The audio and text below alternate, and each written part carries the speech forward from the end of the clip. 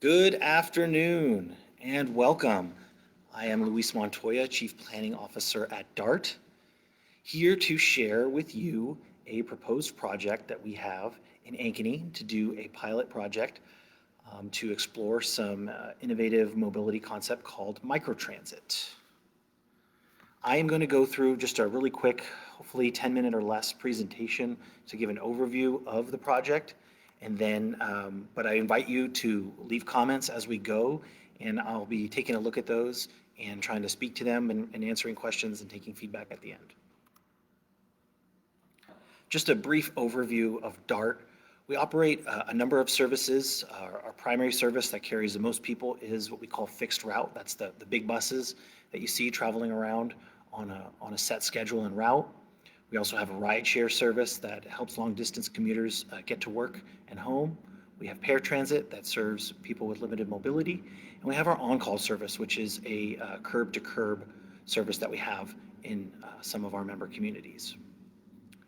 Today we're going to talk about planning for the future of transit in Ankeny, but also I wanted to just give a quick heads up that we will actually be starting very soon to update our long-range plan, and that will include looking at the entire region, looking at our bus service, our rideshare service, not our rideshare service, our bus service and other services, but also thinking about new types of services, which I'll talk a little bit about today. When we think about the mobility options that DART could bring to the region and help to manage, it helps to think about the larger system of mobility, of which, here locally, public transit is a large part of shared mobility, but there's other types of shared mobility, including what we call micromobility, which is like shared bikes and shared scooters, car sharing, which is popular in a number of communities, ride hailing, which has grown in popularity here. That's things like Uber and Lyft, and a number of other services. The thing that these things have in common is that they allow people to move more efficiently because they're sharing the resource, sharing the vehicle, sharing the bike or the scooter. And usually these things are many times connected via mobile. And today we're going to talk about microtransit specifically.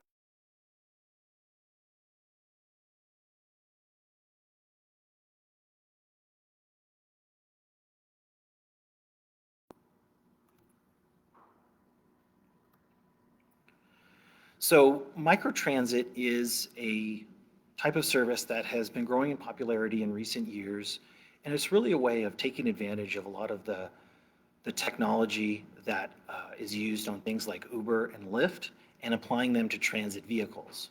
So trips are scheduled on demand, which means when you need it, you can book that trip as opposed to scheduling it a day ahead of time. It uses a lot of the same features such as mobile booking, such as real-time arrival information, trip planning, cost transparency. But instead of using a private sector vehicle and driver, microtransit relies on transit agency vehicles and transit agency drivers. And we think that this could be an opportunity for us to bring in some of the features of the technology that make the service more convenient and flexible, but allow us to be able to use a DART vehicle that has a wheelchair lift, a DART driver that is properly trained and vetted and background checked and trained in customer service and all those great things, so that we can try to bring those technology enhancements and that reliability of service. Trips on microtransit would be shared, so it's not like an Uber or a Lyft where it's only the one passenger, but these would be shared. Multiple people can board at one time. They use algorithms to figure out kind of the order that trips should be in so that we can efficiently get from place to place and pick people up and drop them off. Typically, this type of service is done in areas with relatively low ridership because while you can carry multiple people at a time, it's still not as efficient as a fixed route bus. So when we think about the way a bus typically operates on a set route at a set time, that allows it to be very efficient than if it was darting around from place to place, picking up people and dropping them off. And so that's why there's kind of limits to how many people could be served by microtransit just based on that door-to-door aspect of it. So I mentioned that microtransit is increasing in popularity around the country. A couple of examples are one that recently launched in Marin County, really focused on getting people um, to regional rail stations. So it kind of collects people from neighborhoods and takes them to those hubs where they can get on rail to travel longer distances, mostly commuters. The fare structure around that is a flat fee based on zones. In Arlington, Texas, they have a little bit of a different model where they allow people to take trips anywhere in the zone. So not just to a transit station, but really anywhere point to point that they need to get. And that has a flat fee of $3 each way. The reason I bring this up is because as we think about not only the Ankeny example that I'm going to share with you next, but just about other ways that DART could apply this technology throughout the system to help to provide mobility options for folks. So right now we have what we call an on-call service in Ankeny. This is a door-to-door service that can be booked a day ahead of time. You have to call in 24 hours ahead to make a reservation. And in 2020, or at least the first about 10 months in 2020, we had about 900 trips. We were averaging somewhere between about 4 or 5 trips a day on this service. And you can see that heat map there on the right that shows the most popular destinations were kind of some of these key service areas: Hy-Vee, Fairway, the shop zone in Southeast Delaware, as well as healthcare at Mercy North. This service currently is limited to 9 a.m. to 4 p.m. and on Monday through Friday. So it's really not necessarily optimized to help people get to work, but really optimized around helping people run their errands and get to their essential services. But what we'll be proposing is actually to enhance that existing on-call, where you have to call a day ahead, by allowing for on-demand booking. So incorporating some of those technology features that I mentioned so that people can book when they need to trip. We're also proposing expanding the hours of operation, and I'll get into a little bit more detail on both of these things, with really the core objective is improving access to jobs and essential services, allowing people to get to destinations throughout Ankeny, but also to connect to DART routes to get them throughout the region. This is a little bit more detail about the proposal. So the proposal would be to use a DART vehicle to allow trips anywhere in the zone that's shown here. The zone covers many of the major destinations in Ankeny. The zone area is one of the things that we want to make sure we get feedback on, because we want to make sure that we're right-sizing it. If we create too big of a zone, then people's wait times are longer because we're traveling further distances to pick people up and drop them off. If we make the zone too small, then we don't capture enough destinations to make it useful. And so that's why we've tried to design a zone that captures much of Ankeny in many of the major destinations. The service would be offered from 6 a.m. to 6:30 p.m., so that's an expansion from the current offering, and we think allows people to not only get to and from work, but also to transfer to, let's say, Route 98, which travels to downtown Des Moines, opening up some of that regional access that we know is important. Right now, we're proposing a 1-year pilot, and we will evaluate it as we go and determine if it's something that's successful and should be continued, or something that should even be copied throughout the region and other places as well. Today, people use the Ankeny on-call to by booking a trip a day ahead of time. That feature will still be an option. We know that that's how many of our users feel most comfortable accessing the service, by calling in and scheduling with our customer service department. That will still be an option. However, we will also have the option of booking using a mobile device on demand. And that will be a platform much like Uber or Lyft, where it senses your location, tells you how long before the driver gets there, how much it's going to cost, confirms when the driver arrives so you can come out and meet them. All those things that we think will be enhancements for people's experience. I mentioned before that we would be using a DART vehicle and a DART driver.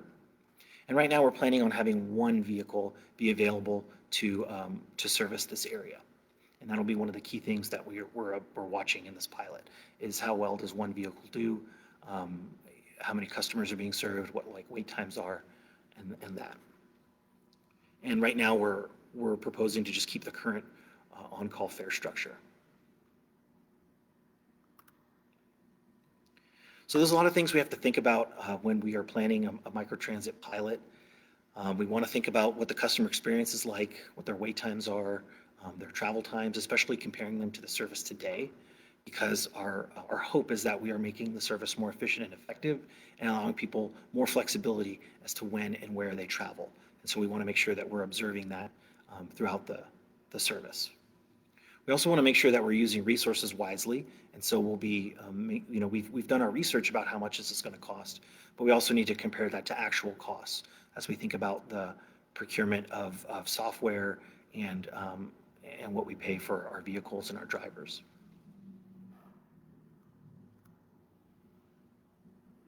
When we think about success for this pilot, this is really about testing a technology that we think has promise not only in this area, but potentially throughout the region and other areas with similar characteristics and mobility needs. So I mentioned that we'll be paying a lot of attention to how much the service costs, to customer wait times, to user satisfaction, doing surveys, riding along, talking to our customers about how easy it is to use the service, whether they're using the mobile or whether they're calling in. We'll also be collecting data on where people are traveling to. I showed you previously that the existing Ankeny OnCall is really focused on helping people run errands, but we think that this can help people more get to work. And so I think by looking at the customer travel patterns, both time of day and locations, that we can learn more about the needs for transit in this area. And of course, as I mentioned, we do want to enhance access to DART's fixed route network, either Route 98 or Route 4, that reach Ankeny and provide that regional access. So we'll also be monitoring that as well. So I'm going to pause there and see if there are questions. We have some specific questions for you all that are tuning in. We really want to get some feedback about the proposal, about how you might be able to use it. What are there transit needs that we don't think we'd be able to address in this area through this proposal? There's also a comment form if you want to comment on Facebook, or if you want to do it more anonymously on our website, ridedart.com/Ankeny.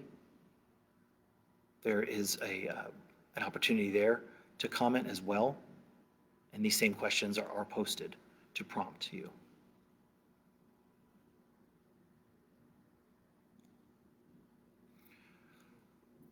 I mentioned before that one of the things that we're really interested in hearing about is the service area that I have outlined here in the map. This is a little bit smaller than the current Ankeny on-call zone. And I mentioned that we did that because by having a little bit of a smaller zone, it allows for shorter trip times and shorter wait times for our customers. But that is something we'd very much like to hear feedback on. When we looked at ridership over the last year or so, we noticed that this captures the vast majority of the rides that were taken on the Ankeny on-call. So we don't think there will be many people who are left out of this service by us changing the boundaries, but we definitely want to hear from you. We have in this map a couple of the key destinations, such as some of the shopping locations, but also DMAC. We think that the enhancements that will come with Microtransit and this proposal will really open up for more people to access educational opportunities at DMAC through the expanded hours and the flexibility of booking. We also want to call your attention to the fact that the Iowa DOT driver's license location is located here. So if you have business you need to conduct and get down there, we know that is a transit need in our community that we want to help to fulfill.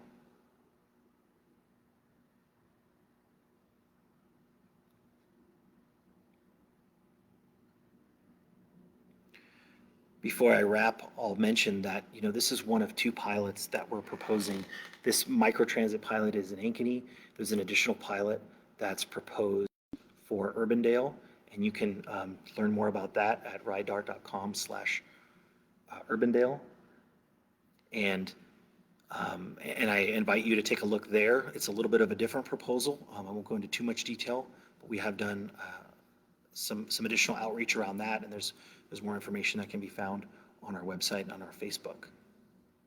These are just a couple of the new mobility options that DART is interested in trying out.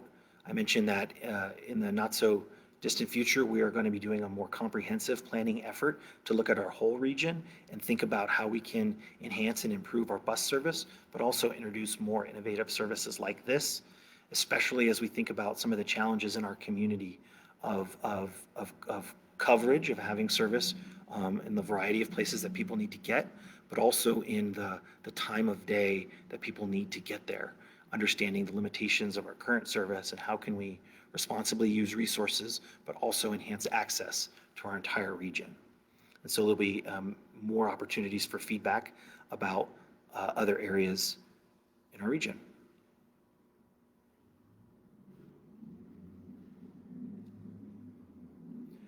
I have some questions here, and once again, just urge you to either leave us comments or to visit ridedart.com/Ankeny so you can give us feedback about some of these questions that we have posted.